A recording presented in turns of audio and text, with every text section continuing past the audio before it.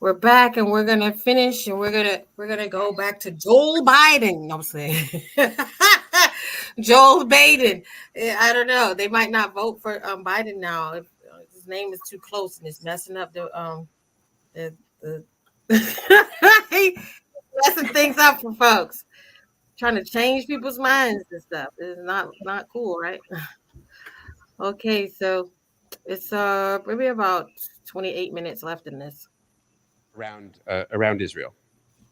This is probably nowhere clearer than in the prophets, and particularly in the book of Isaiah. The prophet Isaiah is introduced for us at the beginning of the book as having operated in Judah, that is the southern part of Israel, in the 8th century BCE. And indeed, the first half of the book of Isaiah, roughly, is clearly speaking from and about that time and place. There are references to historical events and persons that make sense only then and there. All fine and good.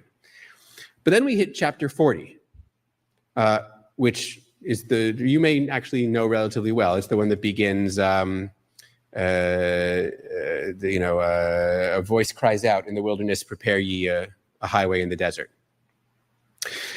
We get to chapter 40, and suddenly we are in a completely different world. The Isaiah who had been prophesying doom for Israel on account of its many violations of social justice is gone, replaced by an Isaiah who is now declaring wonderful things, highways in the desert.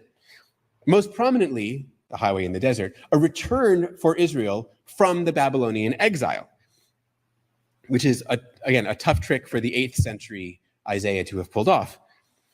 This second Isaiah, and that's what we call him in scholarship, second Isaiah, builds on the language and themes of first Isaiah, but dramatically recontextualizes them. Now the historical references are naturally to the 6th century. Second Isaiah explicitly mentions the Persian king Cyrus, for example.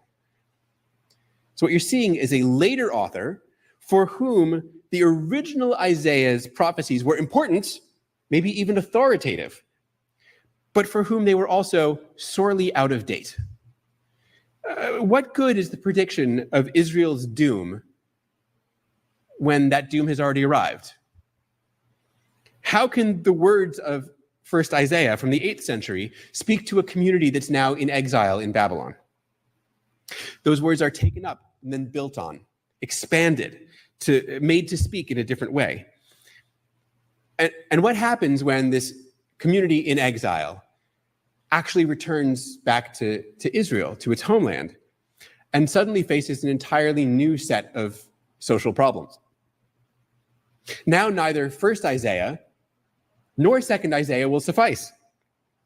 And thus, the last 12 chapters of the book of Isaiah, we get a third perspective, still building on the first two, but speaking now in light of its own contemporary issues. The book of Isaiah is the record of a community trying to make sense of itself, adjusting its theology to conform to the ever-changing waves of history on which Israel was born. Now, Isaiah is maybe the most dramatic example of this, but it's visible in other prophets as well.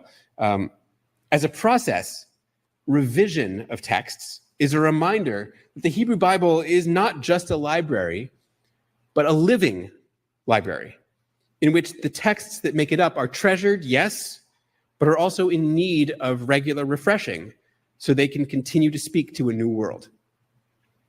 And we see this not just within, but across books.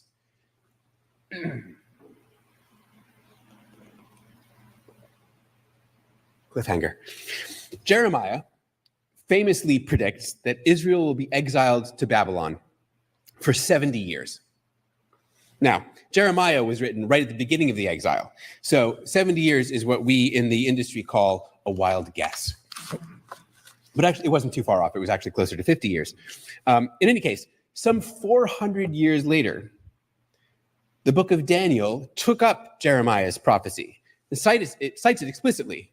The prophet Jeremiah says 70 years of exile, but then explicitly reinterprets it.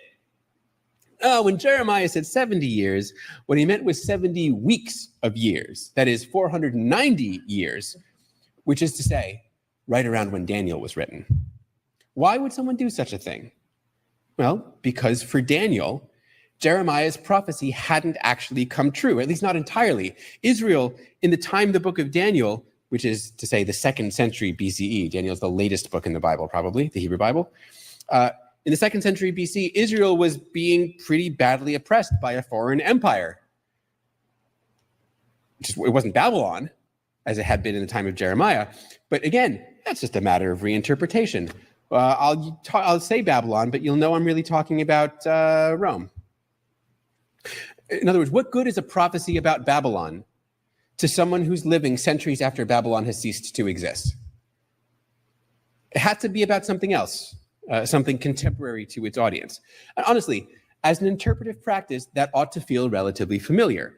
After all, what good is a prophecy about the imminent birth and reign of an Israelite king from the 8th century BCE to someone living, 700 years later? That's how a child has been born for us in Isaiah 9 becomes understood not to be about the Israelite king Hezekiah, as it originally was, but about a messianic figure from Nazareth. Again, the literature of the Hebrew Bible was written for its own time and place, but readers for whom that literature became authoritative or even sacred have always looked to make it about their own time and place. And some of those readers were also biblical authors, like Daniel or 2nd Isaiah, or all the people in the New Testament. Perhaps the most striking example of a text that combines both reuse and revision is Chronicles.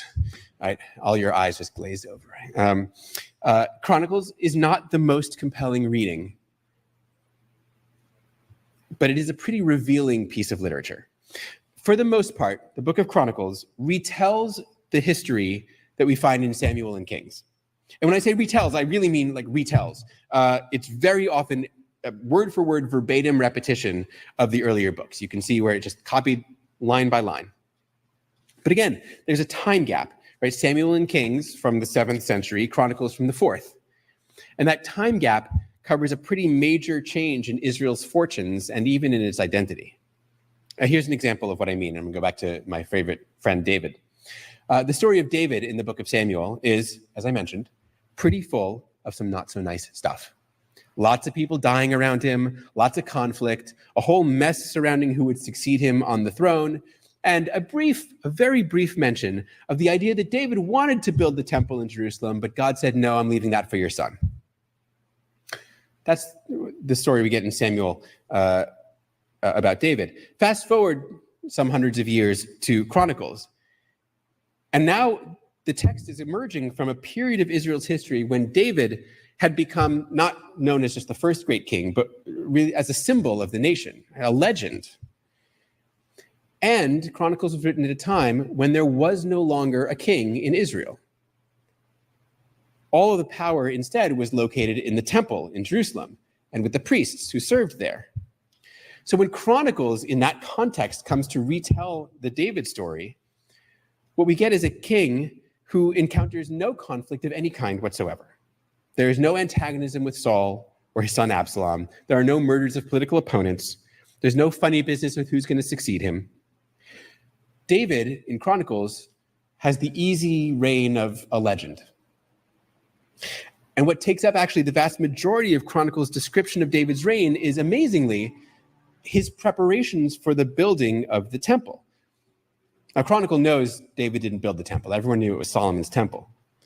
But Chronicles spends chapter upon chapter telling us how David designed the architecture, implemented the sacrifices, appointed the priests and the singers. Right? Goes on and on and on. And this is how, for this version of his story, David becomes the patron saint of the Jerusalem temple.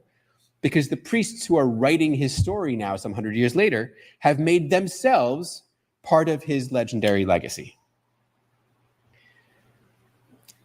Part of what I'm trying to get at in these last couple of examples is the way that the Hebrew Bible is a rolling corpus, one that builds on and reinterprets itself, both within individual books like Isaiah or across books, as with Chronicles.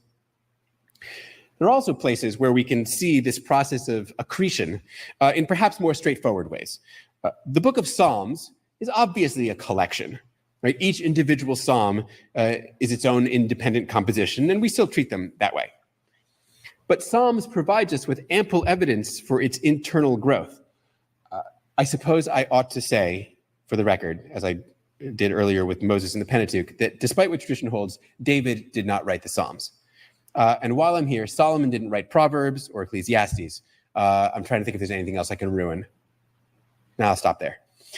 Okay, back to Psalms. There are 5 separate little books within the book of Psalms, marked by what look like, at the end of each one of them, benedictions, like blessed be Lord forever, amen and amen, which comes at the end of Psalm 89, for example. There are lots of smaller units in Psalms, groups of Psalms that share features, like there's this series called the Song of Ascents, or the Songs of Asaph, or the series that starts Hallelujah, right? They're all clumped together. These were probably once distinct small collections, brought together over time into the big sort of bucket of Israelite poetry that the book of Psalms is. But this corpus wasn't ever really complete. Our Bibles, the ones in front of you in the pews, have 150 Psalms, because that's how many are in our 11th century manuscript. The Greek translation of the Hebrew Bible has 151. And some of its Psalms are in different order or combined differently. The Dead Sea Scrolls seem to have another 5 or so that aren't in either the Greek or our modern Bibles. In short, as an anthology of Israelite poetry, the book of Psalms was an open one. The same was probably true of Proverbs, which has its own indications of being a once independent collection of sayings, or there being multiple of those within it that have been aggregated together, basically, united by common genre. And if you come up with a collection of Proverbs, where else is it going to go? To tie it all back, the open nature of Psalms as a book, that is to say, its continual revision over time, is in fact a feature of virtually every biblical text. I may be overstating, but not by a lot, when I say that there is probably not a single book or corpus of the Hebrew Bible that didn't undergo editing, revising, updating, or expanding between the time that it was written and when it reached the form that we have it in today. The one exception might be the book of Obadiah, but it's only a chapter long and no one reads it. And I kind of can't believe I even brought it up. Other than that, we have no pure biblical texts. Everything we read has undergone change. And I want to suggest that this process of change should be more interesting to us as contemporary readers than is the question of original authorship. Who wrote the biblical texts and when? It's not that this is not interesting, because surely it is. It is rather that the answer is almost random. We have only the texts that have survived. There were surely many times over more texts that have not survived. But these texts in our Bible have survived not because they were written, but because they were read. Because they were read and interpreted and updated and made relevant for the next generations. I'll give you a quick counterexample, actually. Some of you may be familiar with the book of Ben Sira, or Ecclesiasticus, which is part of the Catholic canon and is sometimes included in the Apocrypha of the biblical canon, Protestant canon. Now, Ben Sira is a book that was widely read by early Christians, which is why it is often found in Christian Bibles. But even though Ben Sira is a book that... I have to say this, because the thing is, people will go to seminary school and they'll read all of these books. And so the deal about it is kind of like you were saying, Chastity, that like the Council of Nicaea, they'll say they choose the books and they're like, no, take that out. It's going to confuse people. Or like people have decided what you should read and what you shouldn't read. And they've decided to take these books out. It's a group of people that decide to take the books out. But there's people who go to school for this and they read the books and they just decide to not tell you what he's telling you. There are people who go to school. I have to keep saying that because it's like they go to school for it and they will come and stand in front of you and talk, but not tell you that they know this exact stuff that he's talking about. They do not hide this, but it's not taught. It is not hidden. If you should go to school right now, to a seminary, a true real seminary school, the codex is there. You learn the original codex and you begin to learn side by side. The same way we have a concordance for the American and the New International and the, like you can buy a Hebrew Bible if you want. You know what I mean? There's nothing stopping us from learning it. But it's something that we just kind of assume that it's the same, right? And that it's right, and that there's not 30,000 differences in it, 30,000 changes and errors and grammatical and using the word unicorn, but it must mean ram. Unicorn is one, ram has two.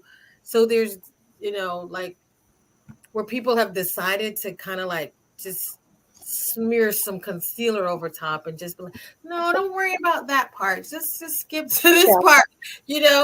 I don't know, but anybody can learn this. No one's keeping it a secret from you, except for the person who's standing up front who just tells you. I don't know what people do in church all day. I don't know. People go every day. Can you imagine going for 20 years and then you still haven't read any of the books? So anyway, I'll shut up. Anyway, I just lost it. By a Jew in Hebrew at the same time, basically, as the book of Daniel, that is still squarely within the biblical period. Ben Sira was not read by early Jews. So it's not in the Jewish Hebrew Bible. It is not cited by the rabbis of the first millennium CE. It forms no part of modern Jewish heritage. It was out there, but if it weren't for Christians reading it, we wouldn't have it anymore. All that to say, what makes a text biblical isn't its having been written, but its having been read. This is perhaps as good a place as any to talk about how we ended up with this particular Bible. Taking what I've just said as a basic principle, what we should realize is that this Bible wasn't designed. Despite what you sometimes may hear, there was no council to determine which books were in the Hebrew Bible and which books were out. The Hebrew Bible is a library. And like every library, what's in it is determined by what people were actually reading. It's not a top-down collection. It's a bottom-up one. It's a grassroots collection. These books are what makes up the Hebrew Bible because these are the books that were read by, in this case, the classical Jewish rabbis of the first millennium CE. That's the reading community that determined which books were in and which, like Ben Sira, were not. But even they weren't determining which were in and out by voting or anything, right? They were just the books that they used, that their inherited reading community found to be authoritative, or maybe even just useful. And we know this in part because, again with apologies to the next speaker in the series, the Dead Sea Scrolls provide us with evidence of a different library for a different reading community. Our Bible is what it is not because it's better or more authentic, but because we happen to be the cultural descendants of this group of Jews and not that one. Had the vicissitudes of history been different and the Dead Sea community survived rather than the rabbis, we'd be reading a different Bible, and we'd still think of it as the Bible. The Bible is full of evidence of its own self-reading, as I've tried to describe, I realize, all too briefly. Texts that have been revised, texts that have been reused, texts interpreted and reinterpreted. The earliest readers of the Bible were within the Bible itself. And they have left us in our Bibles a legacy of what it means to read a biblical text. All too often, I see people arguing that some community's interpretation of the text is wrong because it's not accurate to what the original author meant. Setting aside the difficulty of accessing an author's intent across a 3,000-year time gap, that entire approach seems to me to run counter to what the Bible actually says about itself. It is precisely because these texts were created in and for specific historical circumstances that they've always needed to be newly interpreted as time and circumstance has changed. The Hebrew Bible is an object lesson in the practice of interpreting older texts in light of new historical and cultural developments. When we do that today, We're not violating some biblical truth. We are, in fact, acting biblically. The Bible isn't a text that we need to go back to. It's a text that we take with us, as indeed the Bible's own authors did for nearly 1,000 years. The creation of the Hebrew Bible is indistinguishable from the use, the reading, and interpretation of the Hebrew Bible. And we create it anew every time we read it. I am conscious of the many questions I have left open over the course of this talk. I have also learned from long experience that as much fun as it is for you to sit there and listen to me, it's even more fun for you to get to ask questions. And honestly, it's more fun for me to get to answer them. So thank you, and have at it.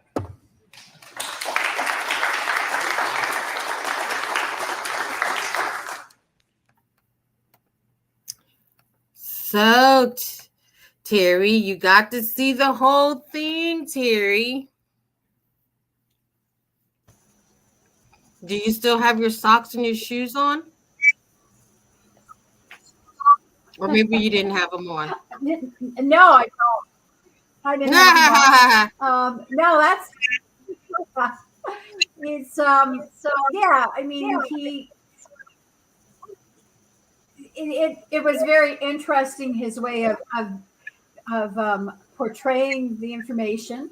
And really, I mean, we have a tendency to see this book as mystical, but as soon as you start to realize that, yeah, it's just a compilation of different literature and different stories, and depending on, like he said, which group of rabbis wanted what, and all of a sudden it's taken as this not to be questioned, and yet there's discrepancies in it, right?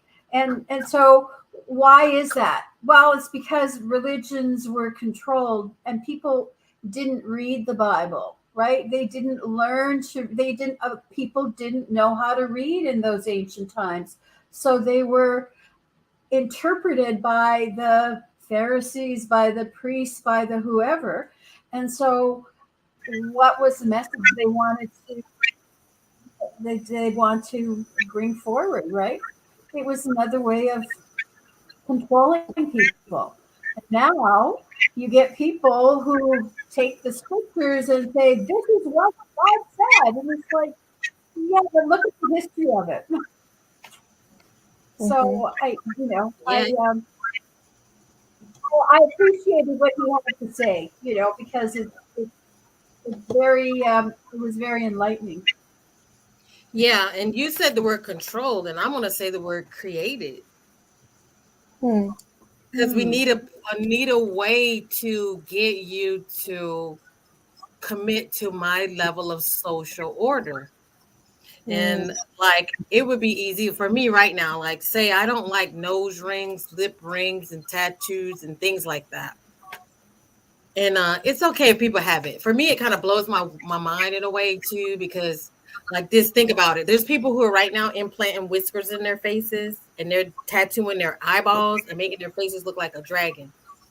That, to me, is unpleasing and unpleasant. And if I could, right, I would write this rule. It said, that can't be good. That's got to be the devil. You know what I'm saying? So I can get in here and say, you know what? All you women out here, you're looking too good. I don't think you should be wearing earrings and lipsticks. You shouldn't wear makeup, and women shouldn't cut their hair. And then I can control that group of people. And if you remember the book of Eli, the man wanted to get the book translated because he said, this book has the words, and the words can make the people do what you want, because you can read it this way and say this what it means. Yeah. Or you can read it and say, this is a story about some people that lived 2,000, 3,000, 4,000 years ago. And so, you know what I mean? Because what if I just took Anna Karenina or Days of Our Lives? Look, if I took all the scripts of Days of Our Lives and said, this is the Bible, and this is how you're supposed to pretend to be pregnant. And you can trap a man And but then you get him to get into bed with you, which there's stories like this in the Bible. Actually, there is a story about that in the Bible. And you get him to sleep with you first and get you pregnant, and then he has to marry you. That story is actually in the Bible. but but if I could just, because it's like having a time capsule and saying, this is what you should do.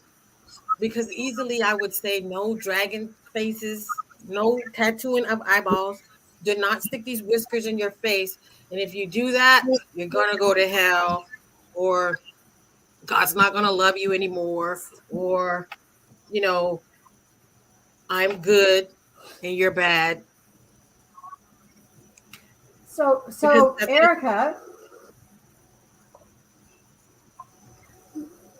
so then if in 1,000 years from now they come across your diary and you're the cosmic mama, then this must be the word, This is the word. This right? is the word. This is the word. You got a video to prove it. I'm telling y'all, do not tattoo your eyeballs. Do not implant whiskers in your face, or something bad is going to happen to you. But see, because I have to introduce. Now you even think about it too. Like, how did the Brothers Grimm tales come about? Oh my goodness. Ooh.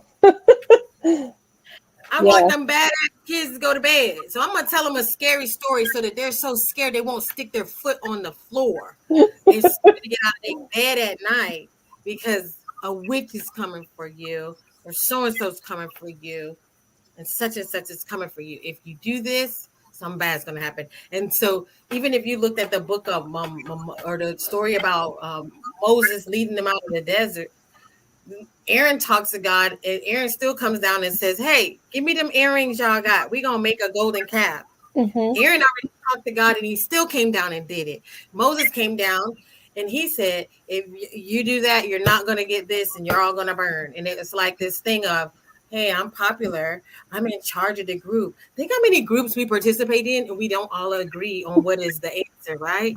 What I was taught about the later, after I grew up, was that Moses was actually taught by the Phoenicians, that he could make ormus, and so that's why he was like, I don't want y'all to be like the masters that I just rescued you from.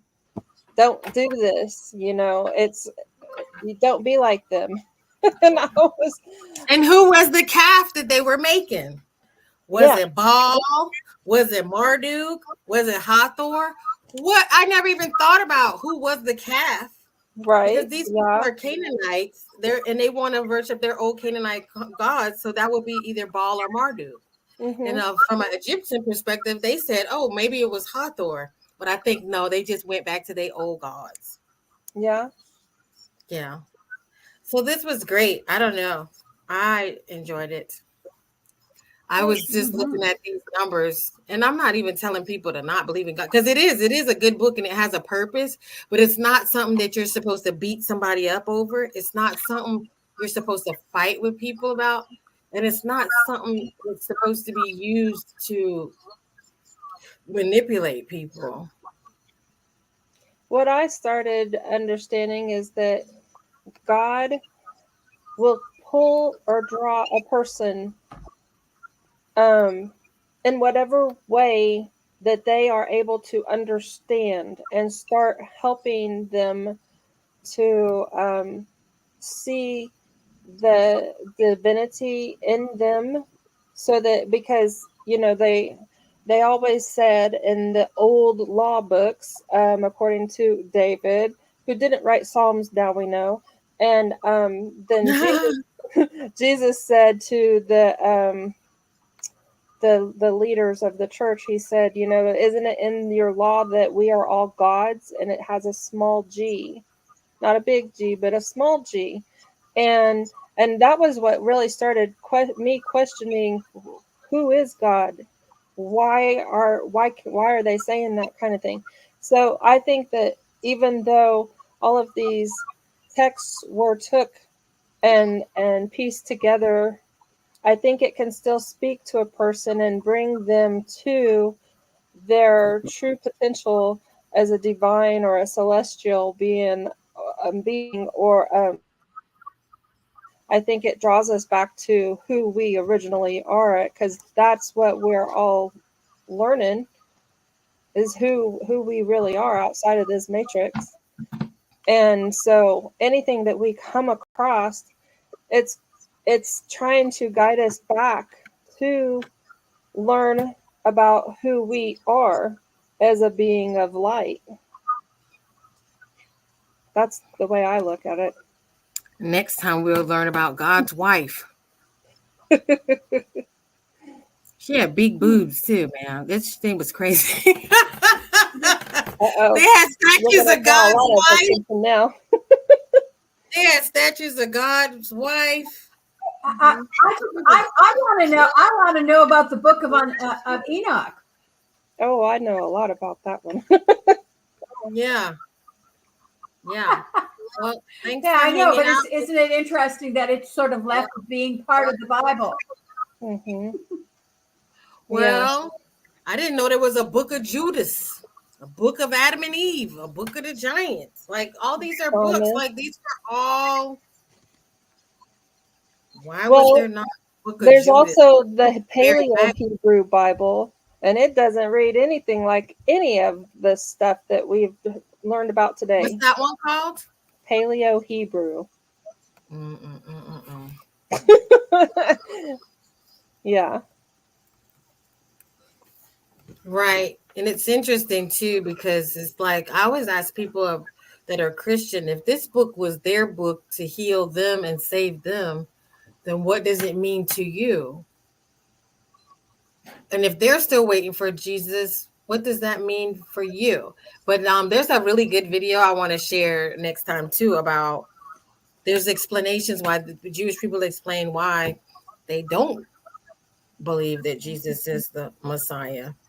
I know I figured out too. I was like, well, Moses sound a lot like Merlin the magician, and Jesus, that halo had to be this crown chakra, and I realized that I was like, oh, wait a minute, that's his crown chakra, isn't it? Like, oh, like all these other things. But we'll have fun with that a whole nother time because I had these ladies here for a long time, so we're gonna be out. All right. Boom, boom, boom. Check it out. Check it. I'm gonna find some music to leave with. Y'all, it must have been this.